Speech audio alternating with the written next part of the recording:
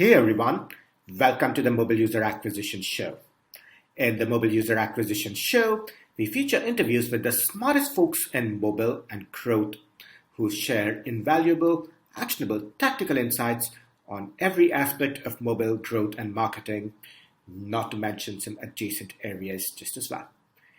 The Mobile User Acquisition Show is presented by me, Shamant Rao, CEO of the mobile growth marketing firm Rocketship HQ, and produced by Karishma Sundaram, our superstar content marketing manager at Rocketship HQ. Each episode includes strategies, tips, and pointers from the leading edge of mobile growth marketing that you can use to unlock tremendous growth for your app in a sustainable and capital efficient manner. With a lot of marketing decisions made based on LTVs and CPIs, something that often many marketers forget is that LTV is a made-up number. This is primarily because the concept of lifetime in LTV is never clearly defined. It's always ambiguous, while obviously LTV can be an actual number, right? So it can be your actual D30, D90, and whatnot, and it can also be a projected estimate. What I'm underscoring is that there is a lot of subjectivity in how LTV is defined. And this is oftentimes a result of internal corporate political dynamics. This is especially in companies that manage portfolios of multiple apps.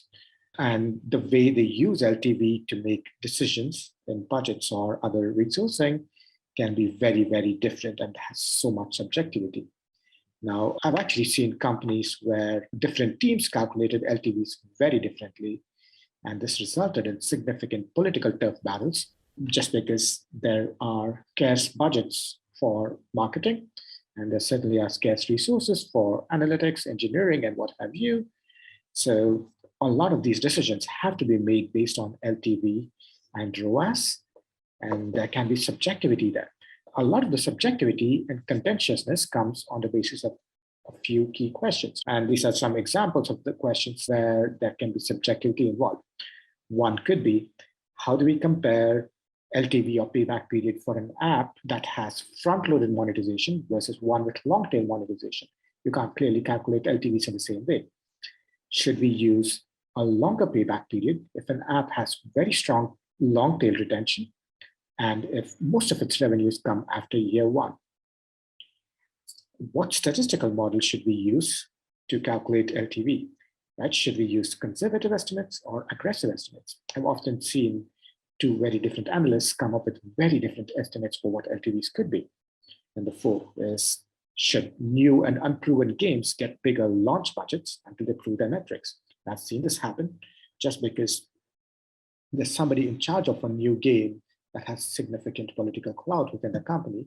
They are able to get larger launch budgets. Should we allocate disproportionate budget for a game that is wildly profitable from its legacy users? It's got a lot of users that are making a lot of revenue, but its new user LTV is actually very low. Should you actually give it more budgets? And you can make a case for not giving it any budgets because new users are not getting you any revenue. And you can make a case for giving it a lot of budget because, again, it is wildly profitable. And should we have a very liberal LTV model if you have a wildly viral game? There's no one answer to that. Would you attribute a lot of the organic revenue to paid? You can basically argue one way or the other to that question. Right? Should we optimize for monthly profitability, quarterly profitability, or long-term profitability? There's no one single answer to that question. A lot of these questions have so much subjectivity involved. In an ideal world, a lot of these decisions will be made strategically with the goal of maximizing a company's long-term growth, but the reality tends to be far more complex, far more messy. Oftentimes, the LTV calculation that prevails can come down to who has more power in the situation, which could be political power in a corporate setting. Oftentimes, this can also just come down to who's more articulate or who has more allies in lobbying for some of these resources and making the case for themselves. So all of this is to say that While LTV has utility as a marketing metric, the reality decision-making is never as clear-cut as a financial model can make it to be like.